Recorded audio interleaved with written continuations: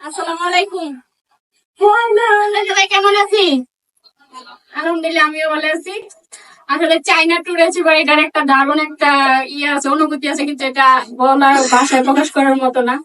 আমি আরেকবার চাইনা ট্যুরে করেছিলাম, কিন্তু তখন আমি যাইতে পারি না, কারণ আমি একটা চাকরি করতাম। আর চাকরি তো কিরকম অবস্থা জানেন, অন্যের অধীনে, তাদের অনুমতি তারা কিছুই করা যায় না। আর সেই জন্য আমি ছুটি পাই নাই, তাই আমি চাইনা যাইতে পারি না। তখন আমার খুবই খারাপ লাগছিল যখন বছরা সবাই যাইতেছিল। কিন্তু ওই এর কষ্টটা যখন হয়েছিল তখন এতই খারাপ লাগছিল যে আমি আর চাকরিটাই করবো না।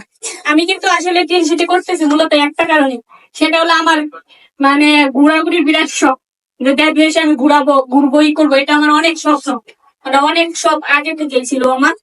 যখন এই সুযোগটা এখানে পাইলাম যে ইনকামের পাশাপাশি যেহেতু এই সুযোগটা এখানে আছে, তাহলে এটাই আমার জন্য বেস্ট হবে, এর জন্য কিন্তু আমি টেনশনটা বেশি নিয়েছি।